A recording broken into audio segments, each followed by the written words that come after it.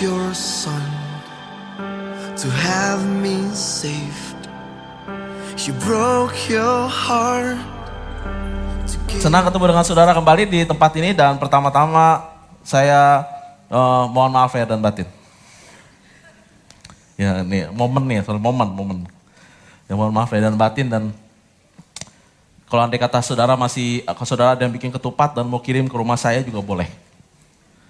Masih terbuka gitu.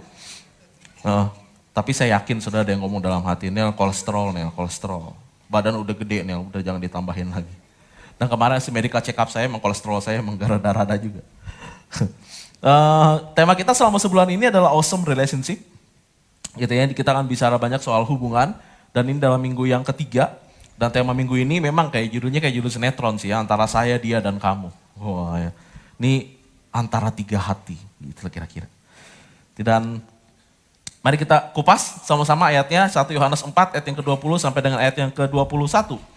1 Yohanes pasal yang ke-4 ayat yang ke-20 sampai dengan ayat yang ke-21. Saya akan bacakan untuk saudara. Jika seorang berkata, aku mengasihi Allah, dan ia membenci saudaranya, maka ia adalah pendusta. Karena barang siapa tidak mengasihi saudaranya yang dilihatnya, tidak mungkin mengasihi Allah yang tidak dilihatnya. Dan perintah ini kita terima dari dia. Barang siapa mengasihi Allah, ia harus juga mengasihi saudaranya. Sebenarnya ayat ini unik loh. Ayat ini unik karena memberikan kepada kita suatu pengertian yang cukup luar biasa dalam sebenarnya. Kalau andai kata diringkas dan dirubah ke dalam bahasa sehari-hari, bisa dikatakan seperti ini. Cinta kepada Tuhan tanpa cinta kepada sesama, cintamu palsu. Ke atas cinta sesama enggak, itu sebenarnya palsu. Itu bukan kata saya ya. Karena memang 1 Yohanes 4 ayat 20 sampai 21 mengatakan yang seperti itu. Kok bisa begitu pertanyaannya? Karena pada realitanya kita seringkali ketemu orang-orang yang datang ke gereja, rajin beribadah, rajin berdoa, tetapi sama Tuhan tuh oke banget kelihatannya, holy banget lah. Ya kalau andai kata di gereja kesenggol gitu ya, langsung puji Tuhan. Iya, saking dekat sama Tuhan, kesenggol aja darah Yesus. Tapi dalam kehidupan sehari-hari sama orang judesnya minta ampun, bendit, bin pelit. Dan wah itu mah parah antara hubungan dengan sama. Dan gitu juga nih, kita bisa suami istri juga bisa datang ke gereja. Datang sih ke gereja, kelihatannya oke di gereja gandengan tangan, tapi di rumah cakar-cakaran. Cinta kepada Tuhan, tapi gak cinta sesama. Ada kisah. Ada seorang yang datang suami istri, suka datang ke gereja gitu ya, berduaan gitu ya. Dan kelihatannya keluarga harmonis, pada suatu waktu istrinya meninggal. Dan setelah upacara pelepasan jenazah gitu ya, diangkat petinya, ternyata agak gede, ruangannya agak kecil. Jadi pas lagi dia jalan petinya kebentur tembok, gitu ya. Petinya jatuh, dan tiba-tiba dari dalam peti kedengaran suara, "Au!" teriak. Terjadi mujizat, istrinya hidup lagi. Dikeluarin dari peti, ternyata dia bangkit, hidup lagi. 10 tahun, hidup selama 10 tahun kemudian. Setelah 10 tahun, istrinya meninggal lagi. Dan setelah meninggal lagi, setelah selesai upacara pelepasan jenazah, petinya jalan lagi gitu ya. Tiba-tiba si suami ngomong, "Awas tembok, jangan sampai kebentur tembok. Awas tembok, jangan sampai." Ini problem.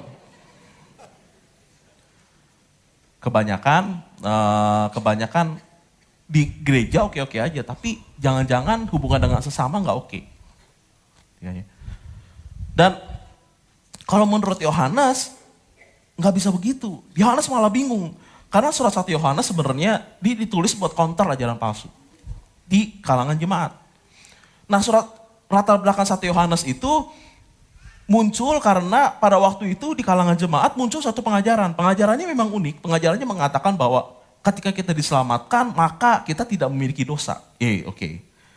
Dan setiap dosa yang kita lakukan setelah kita diselamatkan, dosa secara lahiriah, secara jasmani yang dilakukan oleh tubuh rohani, tubuh jasmani, itu tidak dianggap. Karena apa? Karena keselamatan itu sifatnya rohani. Dan segala sesuatu yang bersifat jasmani tidak diterima di hadapan Tuhan, rohani yang dipentingkan di hadapan Tuhan. Itu pengajarannya. Saya nggak akan lari ke arah teologian ya.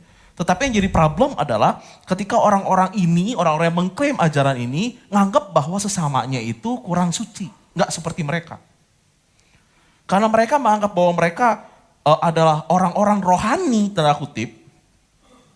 Mereka bilang bahwa kita mendapatkan pengajaran ini langsung dari Tuhan. Kita mendengar dari Tuhan, kita paling dekat sama Tuhan, kita paling bagus rohaninya, kita tahu rahasia-rahasia tersembunyi yang hanya Tuhan berikan kepada kita, dan kepada kamu enggak.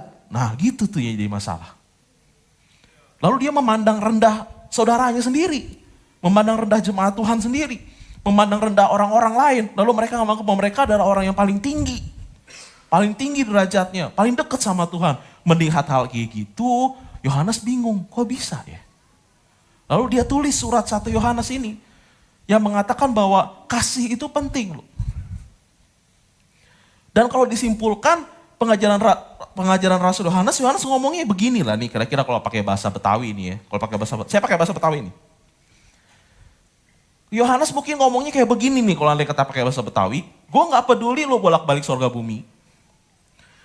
Gak peduli lo bisa berdoa 24 jam non-stop. Gak peduli lo bisa doa puasa 40 hari 40 malam. Gak peduli lo ketemu Tuhan Yesus sehari sekali. Tapi kalau andai kata lo gagal menunjukkan kasih kepada sesama, lo lagi bohong.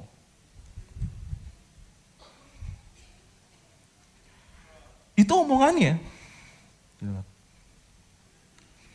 Dan ada yang lebih heboh lagi nih. Gak cuma berhenti sampai di situ ternyata. 1 Yohanes 5 ayat yang kedua ngomongnya kayak begini. Yohanes membalik ini loh. 1 Yohanes 5 ayat 2 ngomong gini. Inilah tandanya. Saya garis bawain kata inilah tandanya. Karena ini berarti, kalau ngomongin tanda ini berarti ngomongin ciri-ciri. Ini berarti ngomongin, apa ya, yang memang begitu. Harusnya kayak gitu muncul seperti itu. Tanda bahwa kita mengasihi anak-anak Allah yaitu apabila kita mengasihi Allah serta melakukan perintah-perintahnya. Bingung gak saudara? Saya ulang nih ya, saya tunjukin di mana rancunya. Kelihatannya rancu. Tadi kan dibilang, kalau andai kata kamu mengasihi Tuhan, tapi kamu gak mengasihi sesama saudaramu, berarti bohong, betul kan ya? Tanda mengasihi Tuhan, mengasihi saudara, begitu kan? Tapi di sini dibilangnya beda loh. Tandanya kamu mengasihi saudara adalah kamu mengasihi Tuhan, dibalik. Bingung gak saudara? Sama, saya juga bingung. Yaudah kita turun yuk. Dia ngebalik perintahnya.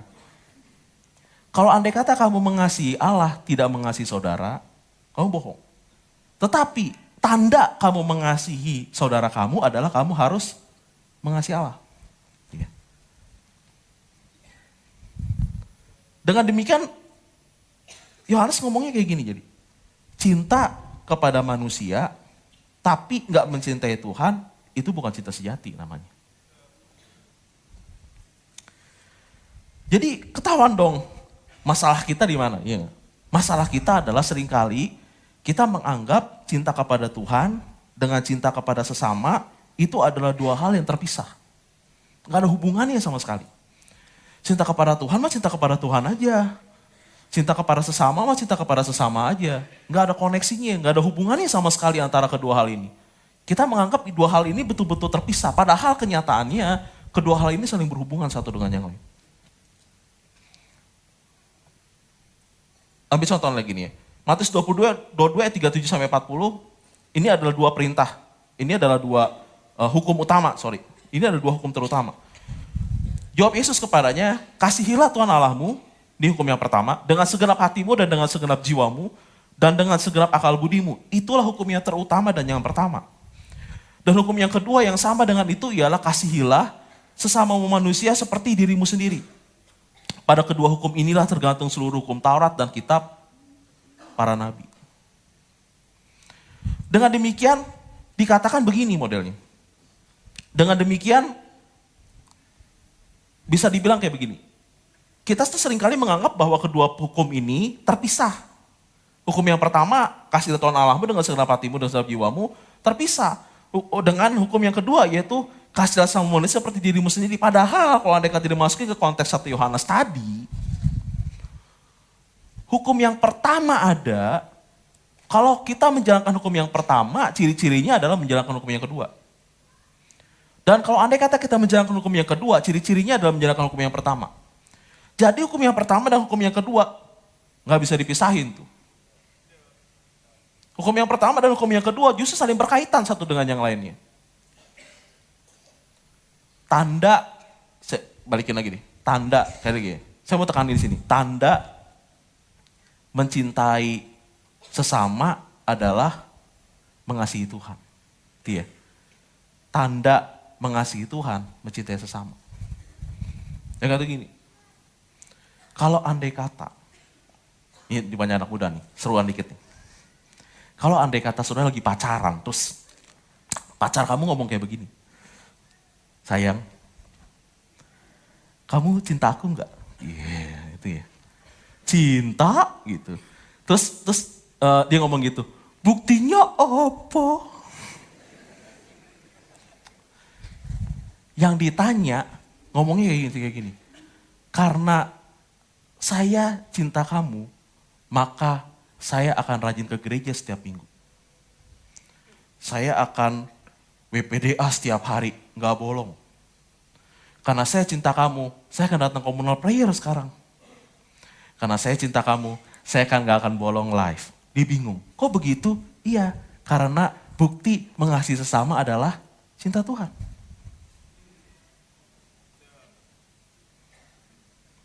Karena justru kan jadi aneh. Jadi aneh kalau udah pacaran malah jadi nggak datang ke gereja. Udah nikah ngilang dari gereja.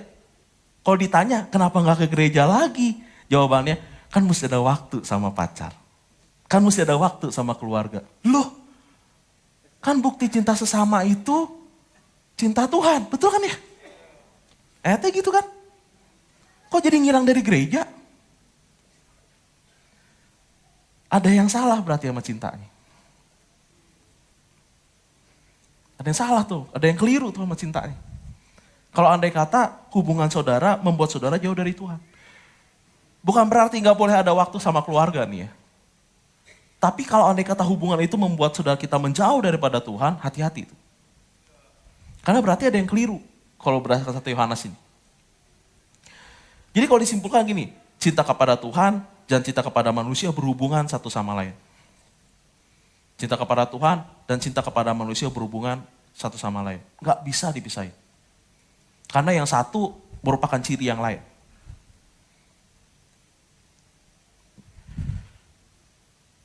Oke, mari kita mulai pembahasan kita. Itu tadi baru pendahuluan soalnya.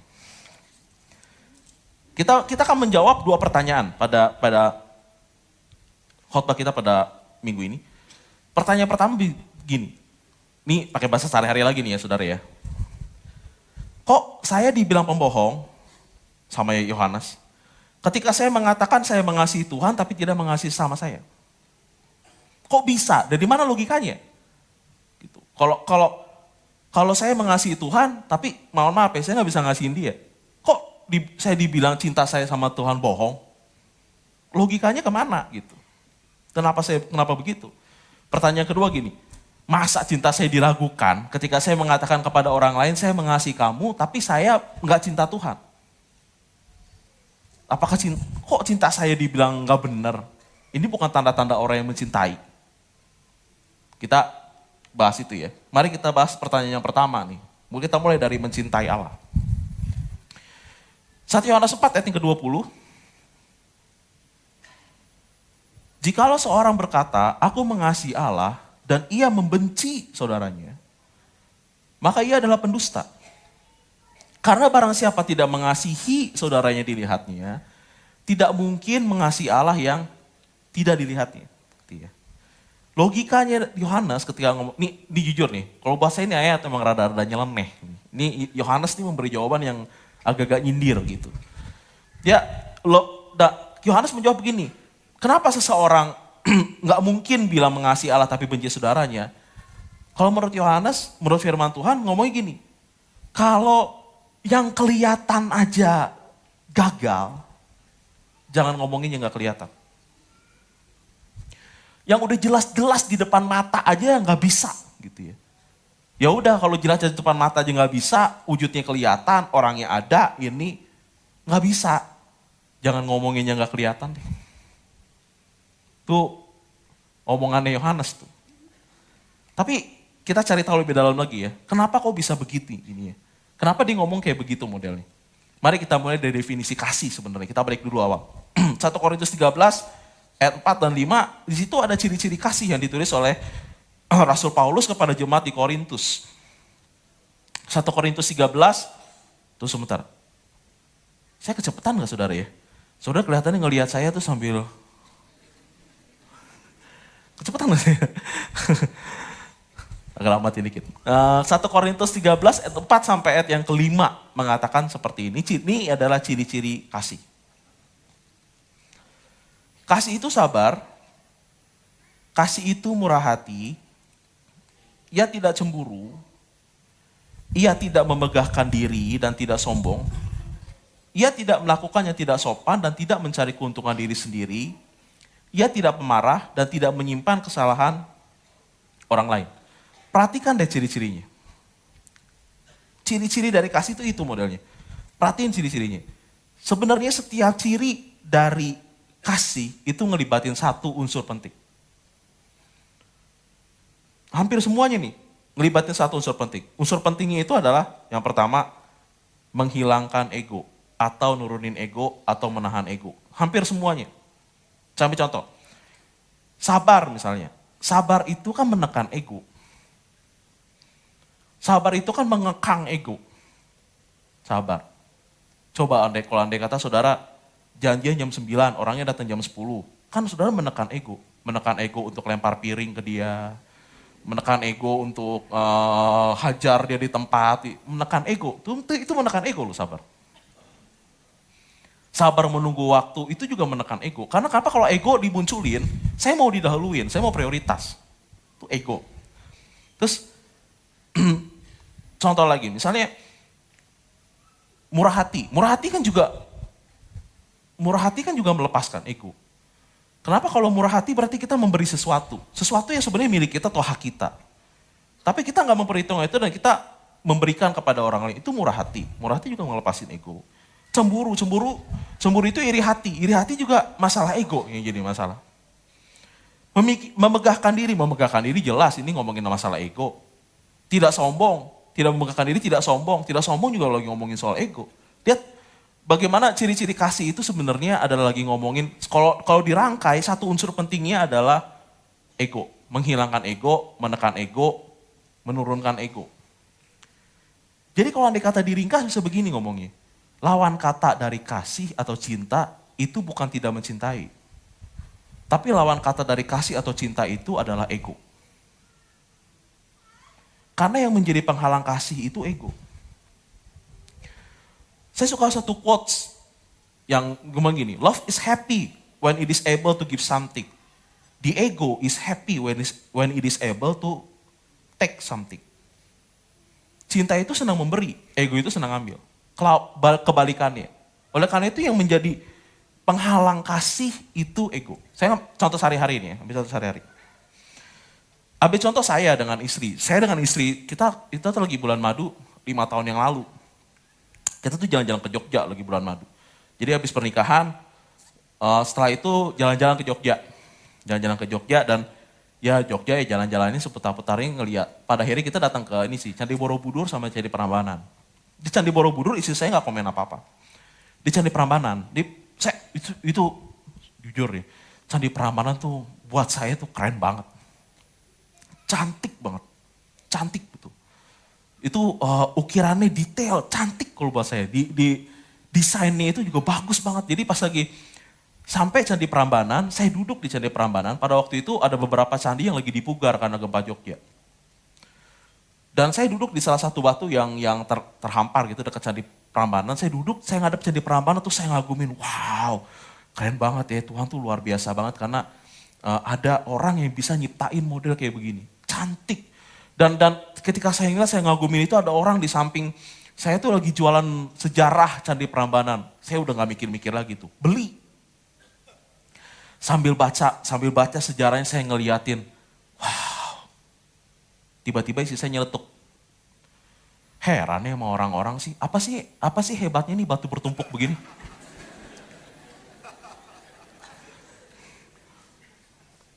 Jujur saudara, saya tersinggung karena saya mengagumi batu bertumpuk itu. Dan saya ngomong ke saya, masa lu gak ngeliat cakepnya kayak begini modelnya? Indah banget itu candi. Terus dia ngeliatin. Sambil gak ngerti apa indahnya. Dan baru kemarin ke Sukabumi. Kita jalan ke satu situ, setelah jalan kaki lumayan jauh gitu ya, sampai di situnya dan saya duduk, saya ngelihat itu situ di tengah-tengah gunung ada bukit-bukit gitu dan wow bagus, bukitnya bagus banget, ini bagus gitu, tapi danaunya memang kecil sih. Isi saya sampai WA-an gitu, sampai moto itu bilang kecil ya, ini danau buatan kali ya. Ini kayak empang deket rumah ya.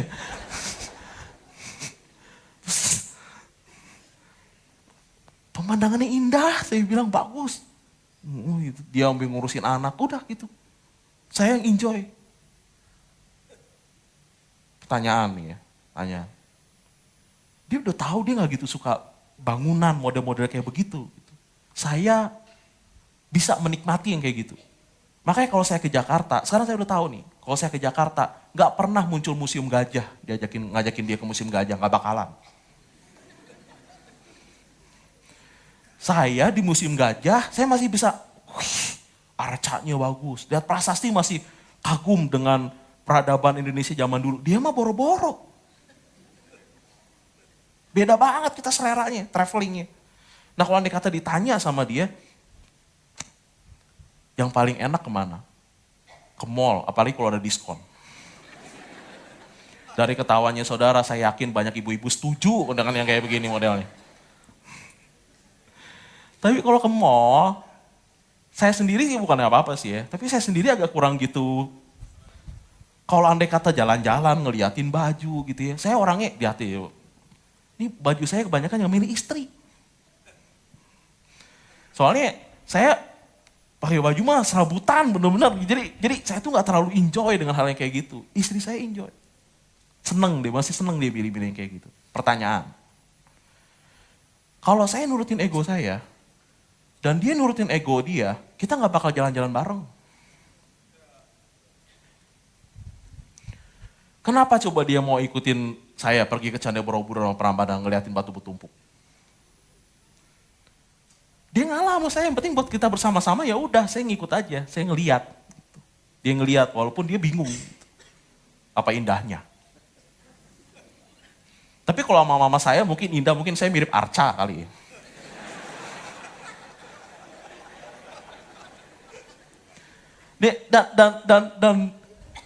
Tapi yang penting kebersamaan. Dia ngalah, dia ngalahin egonya dia. Coba kenapa saya mau ikut ke mall sama dia ngeliatin baju. Kalau saya ngikutin egonya saya, kita gak bakal jalan bareng. Tapi itulah cinta loh. Cinta itu memang ngalahin ego. Cinta itu memang ngelepasin ego. Dan penghalang cinta itu ego. Nah hubungan dengan Tuhan tuh modelnya kan juga kayak begitu, ya enggak? Cinta kepada Tuhan itu ngelepasin ego. 2 bulan yang lalu kita ngomong masalah ini kok, lagi masalah ucapan bahagia. Saudara mungkin masih ingat ya. Matius 5 ayat 3 ngomong kayak begini, berbahagialah orang yang miskin di hadapan Allah. Karena mereka lah yang punya kerajaan sorga, betul ya? Kalau andai kata kita mau masuk ke dalam kerajaan sorga, kita mesti miskin. Kenapa? Karena orang yang miskin itu yang butuh juru selamat. Dia tahu kok, orang itu sadar persis kok bahwa dia gak punya kemampuan apa-apa untuk mendekat kepada Tuhan. Gak ada yang bisa diberi kepada Tuhan. Dia tuh di hadapan Tuhan itu benar-benar low banget kok. Miskin. Gak punya apa-apa. Semua kehebatan, semua kekayaan, semua yang dia bisa, itu di hadapan Tuhan nothing. Ini orang miskin di hadapan Allah. Ini ngomongin soal dekat dengan Tuhan, itu kehilangan ego. Di hadapan Tuhan bangkrut secara rohani. Dan orang yang dekat dengan Tuhan, orang yang berhubungan dengan Tuhan, pasti ngerasain model kayak gini. Terkikis egonya, hilang egonya. Semua kejadian tokoh-tokoh Alkitab yang bertemu dengan Tuhan, muncul Tuhan dengan dalam segala keagungannya, semuanya berlutut. Semua berlutut. Dan kalau andai kata saudara merasakan hadirat Tuhan yang luar biasa besar, gak bakal bisa tahan berdiri. Lihat, pada waktu Bait Allah Salomo berdiri, dan pada waktu peresmiannya, penahbisan Bait Allahnya, saudara baca di Alkitab. Hadirat Allah begitu kuatnya sampai semuanya berlutut. Imam yang melayani aja berlutut. Gak bisa berdiri. Karena begitu keagungan Tuhan. Begitu hebatnya hadirat Tuhan. Sehingga orang yang berhadapan langsung dengan hadirat Tuhan pasti kehilangan ego. Terkikis egonya. Dan ini sebenarnya yang kita lakukan sehari pada saat ini. Ketika kita beribadah, sebenarnya ibadah itu juga sama. Kita ini lagi merendahkan diri ketika kita beribadah. Kalau dilihat dari etimologinya, asal katanya, ibadah itu berasal dari bahasa Arab. Padanannya bahasa Arabnya ibadah. Ibraninya itu avodah atau abodah, itu ibadah. Sebenarnya artinya itu tunduk, patuh, merendahkan diri. Ini ibadah. Jadi kalau andai kata saudara datang beribadah, saudara sebenarnya lagi menundukkan diri. Lagi merendahkan diri. Itu ibadah. Kenapa merendahkan diri? Saudara lagi merendahkan diri menghilangkan ego di ibadah. Nyambung nih sekarang logikanya ya. Kenapa Yohanes ngomong begini? Kalau andai kata kamu bilang kamu dekat sama Tuhan, tapi kamu gak bisa mengasihi sesama, kamu tuh bohong. Kenapa Yohanes ngomong gak mungkin? Kenapa? Orang yang dekat dengan Tuhan kehilangan ego. Ego ini penghalang untuk mengasihi. Sehingga seharusnya kalau orang dekat sama Tuhan, dia gampang mengasihi. Dia paling lucu kalau Yohanes tuh gak bisa terima di logikanya dia. Yohanes ini orang yang dekat sama murid terkasih. Orang yang paling dekat sama Tuhan dan dia gak bisa terima di otaknya dia, di logikanya dia gak bisa terima kalau andai kata ada yang bilang, saya dekat dengan Tuhan tapi sama-sama, gue lebih tinggi dari lu. Siapa lu? Gak bisa terima tuh dia. Gak masuk di logikanya dia. Kenapa? Karena seharusnya orang dekat dengan Tuhan tuh egonya gak begitu modelnya. Karena semakin dekat dengan Tuhan, kamu harusnya semakin kehilangan ego, bukannya nambah ego. Bingung dia.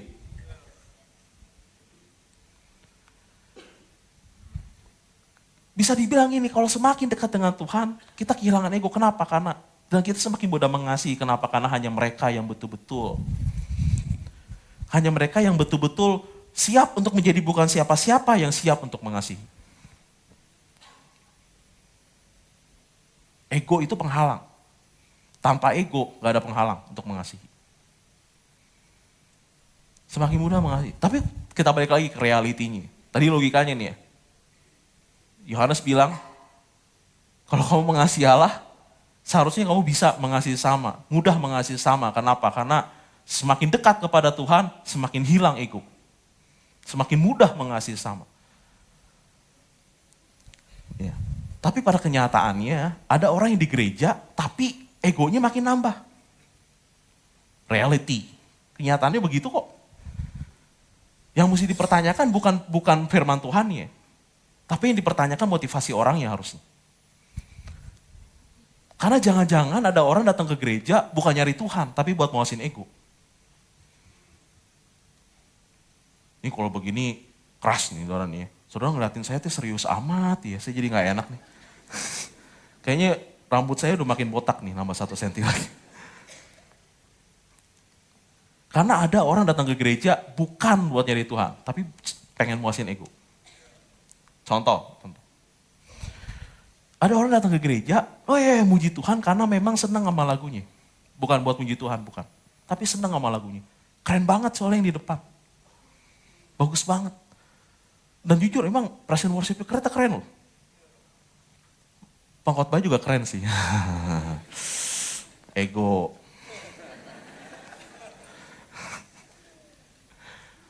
Bener, ada pendeta tamu, seingat saya ada 2 orang yang ngomong sama saya, pendeta tamu, dan yang satu ngomong kayak gini, wih pujian penyembahannya kayak gini tim ini, pujian penyembahan kayak timnya kayak gini, ini tim mesti keliling Indonesia nih, jadi standar untuk GSJ ya.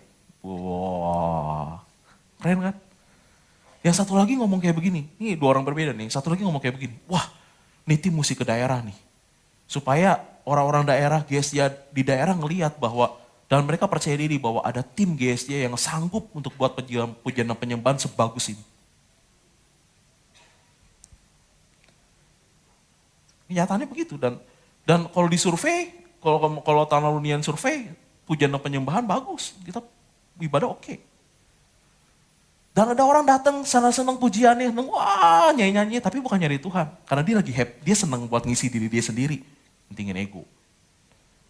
Melayani juga sama, emang nih, kalau andai kata pelayan di mimbar ini nih, kalau pelayannya yang melayani di mimbar ini terus turun gitu ya, terus bilang, hebat ya gue ya. Jangan-jangan memang bukan melayani Tuhan, tapi melayani ego. Karena dia butuh pengakuan diri. Kalau saya nih, kalau andai kata saya turun, saya nyari pujian. Kalau andai kata saya turun, lalu ada jemaat yang datang, saya tuh salaman bilang, khotbahnya bagus banget. Terus saya bilang, iya, emang gue keren sih. Emang jago sih kalau khotbah. Saudara tahu saya lagi ngapain tuh?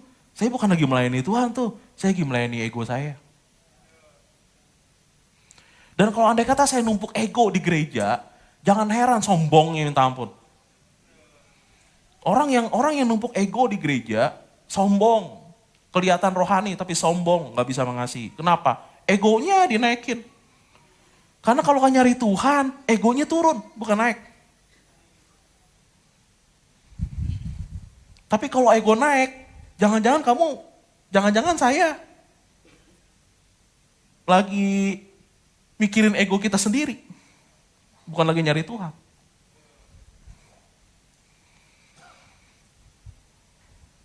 Problem.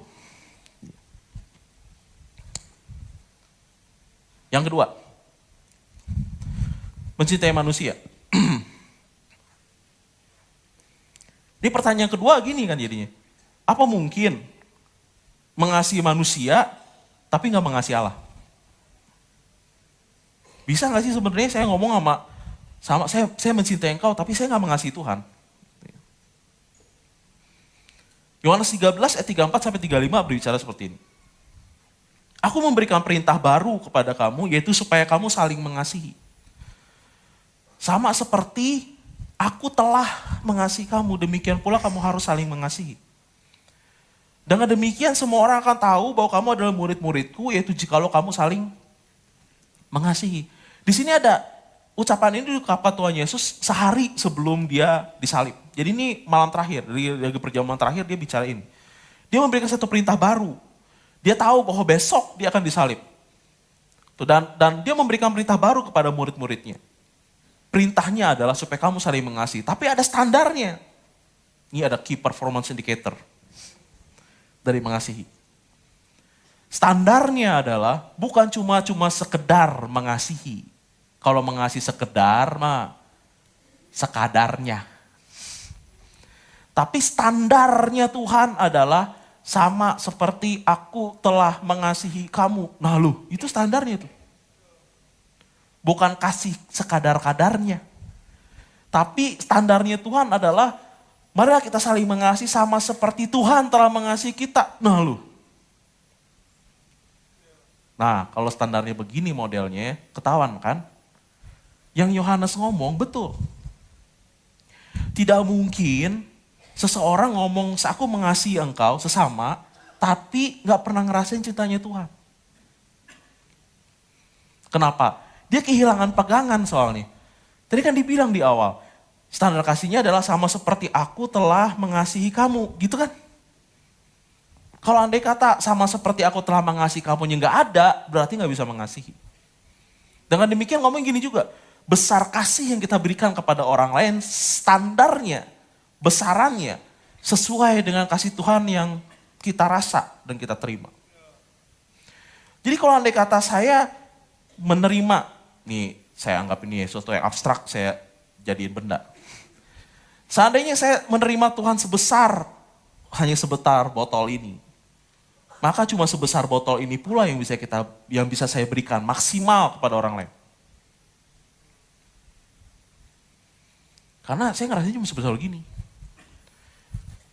Nah ini juga jadi jawaban juga sih. Kenapa seseorang tidak bisa mengasihi?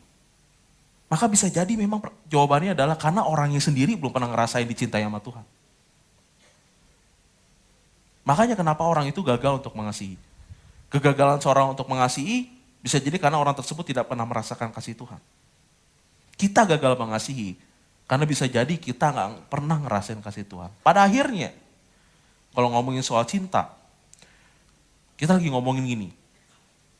Kalau saudara masih membenci orang lain, saudara tidak bisa mengampuni orang lain, pada akhirnya kita lagi bicara gini, apakah saya pernah ngerasain cinta Tuhan? Apakah saya yang sebegini jahatnya, sebegini bejatnya, dan Tuhan tetap mengampuni saya? Apakah saya bisa mengalirkan cinta Tuhan ini kepada orang lain? Apakah saya yang terus-menerus melakukan suatu kesalahan, suatu dosa yang berulang-ulang dan Tuhan masih mengampuni saya? Apakah saya bisa untuk mengampuni sesama dengan cinta yang saya terima dari Tuhan? Jadi permasalahannya jangan-jangan memang gak pernah ngerasain. Jadi sama seperti aku telah mengasihi kamunya, gak ada. Simpulannya, saya tutup dengan ini. Cinta kepada Tuhan, itu ciri-cirinya cinta kepada sesama. Cinta kepada sesama, ciri-cirinya itu cinta kepada Tuhan. Dua-duanya imbang, dua-duanya balance. Jadi ketika kita ke gereja, kita ibadah, bukan cinta pada Tuhan yang naik. Tapi ketika kita gereja, ketika kita beribadah, ketika saat teduh, dua-duanya naik. Semakin dekat kepada Tuhan, semakin mencintai sesama. Semakin mencintai sesama, semakin dekat kepada Tuhan. Karena cinta kepada sesama, buktinya cinta kepada Tuhan. Kalau andai kata ada kegagalan di sini, berarti ada yang mesti dikoreksi dari cinta kita. Baik kepada Tuhan maupun kepada sesama. Mari, saudara bangkit berdiri. Mari kita merenungkan firman Tuhan pada pagi hari ini dan mari kita merenung kehidupan kita. Setelah firman Tuhan sekali lagi adalah saat yang terbaik untuk kita medical check up rohani. Kita melihat kondisi kehidupan kerohanian kita, apakah kita sudah berada di jalan yang benar. Apa kita sudah sesuai dengan apa yang Tuhan mau di dalam kehidupan kita.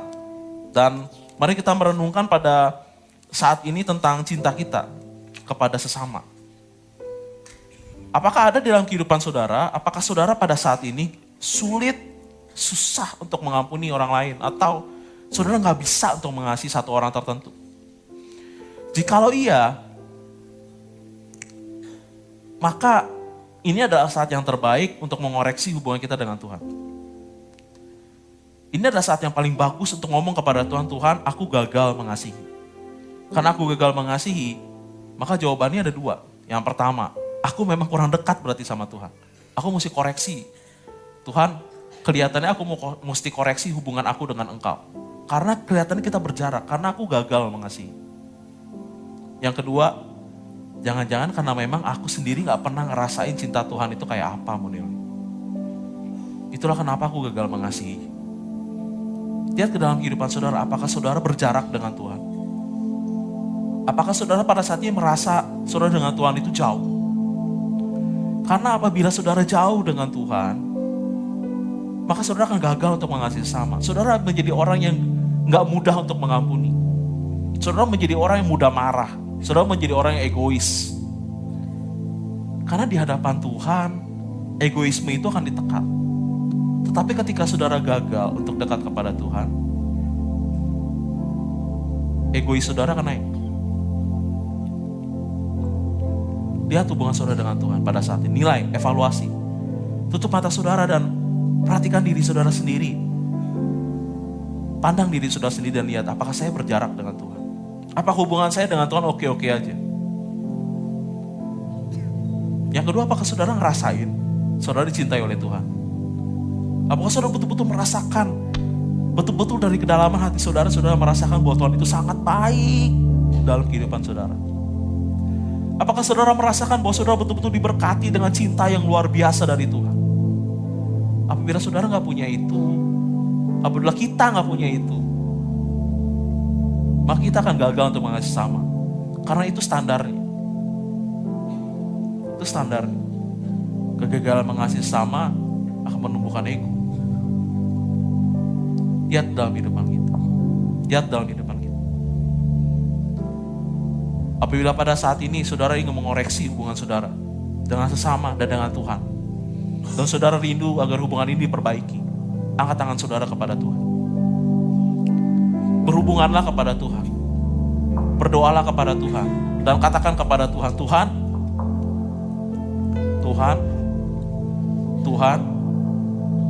aku mau dekat dengan Tuhan. Aku mau berjalan bersama-sama dengan Tuhan. Apabila pada saat ini hubungan kita berjarak Tuhan, aku gak mau berjarak. Aku mau berjalan di dalam hadiratnya Tuhan. Aku mau berjalan dalam tuntunan tangannya Tuhan. Aku mau selalu bersama-sama dengan Tuhan. Selalu bersama-sama dengan Tuhan. Selalu bersama-sama dengan Tuhan. Aku tahu Tuhan, di hadapan Tuhan ada cinta yang luar biasa besar. Ada kasih yang luar biasa besar. Pada saat ini ya Allah, aku menyerahkan diriku ke dalam tangan. Berdoalah itu kepada Tuhan. Katakan kepada Tuhan, nyatakan kepada Tuhan. Berdialoglah dengan Tuhan, berbicaralah dengan Tuhan. Berkata-katalah dengan Tuhan. Inilah saat yang paling baik untuk bicara dengan Tuhan, mencurahkan isi hati saudara kepada Tuhan. Ungkapkan kerinduan saudara kepada Tuhan. Dan katakan, Tuhan, kalau pada saat ini aku gagal dalam mengasihi saudaraku, aku gagal dalam mengasihi samaku, aku tahu masalahnya. Masalahnya adalah mungkin karena hubungan aku dengan Engkau tidak dekat. Atau aku, Tuhan, kataku tawar. Aku gak ngerasain kasih Tuhan dalam hidup. Tapi sekarang aku mau memperbaiki itu. Aku mau memperbaiki itu. Aku mau menjalin hubungan yang erat dengan Engkau. Aku mau meluangkan waktu bersama-sama dengan Tuhan dalam hidup. Katakan itu kepada Tuhan. Nyatakan itu kepada Tuhan. Ungkapkan itu kepada Tuhan. Bapak Surgawi, kalau lihat tangan-tangannya terangkat. Tangan-tangan ini diangkat dari hati yang rindu. Hati yang rindu bersama-sama dengan Tuhan. Hati yang rindu berjalan bersama-sama dengan Engkau dalam kehidupan mereka. Hati-hati ini adalah hati-hati yang ingin berada bersama Tuhan. Selalu, senantiasa. Inilah kerinduan hati mereka ya Allah. Mereka mencintai Engkau. Mereka mengasihi Engkau. Bapak Surgawi, pada saat ini aku tahu bahwa Engkau ada bersama-sama dengan mereka. Berikanlah kepada mereka kekuatan dan berikanlah kepada mereka cinta-Mu ya Allah. Berikanlah kepada mereka hadirat-Mu, tuntunan tangan-Mu, pelukan daripada Engkau. Sehingga ketika mereka berjalan, mereka dapat merasakan bahwa Engkau adalah Allah yang menyertai mereka dan beserta bersama-sama dengan mereka. Mereka ingin memulihkan hubungan mereka bersama-sama dengan Engkau ya Allah. Dan pada saat ini mereka berkomitmen. Karena mereka mencintai dan karena mereka mengasihi Engkau. Inilah doa mereka ya Tuhan. Curahan hati mereka di hadapan hadirat. Aku percaya Tuhan bahwa Engkau adalah yang pengasih. Dan Engkau adalah yang penyayang bagi semua umat-Mu yang ada di tempat ini. Terima kasih ya Bapak Surgawi. Terima kasih Tuhan. Bersyukur karena kami love you, Father, I need you. Even when I lose my way, you always find me by your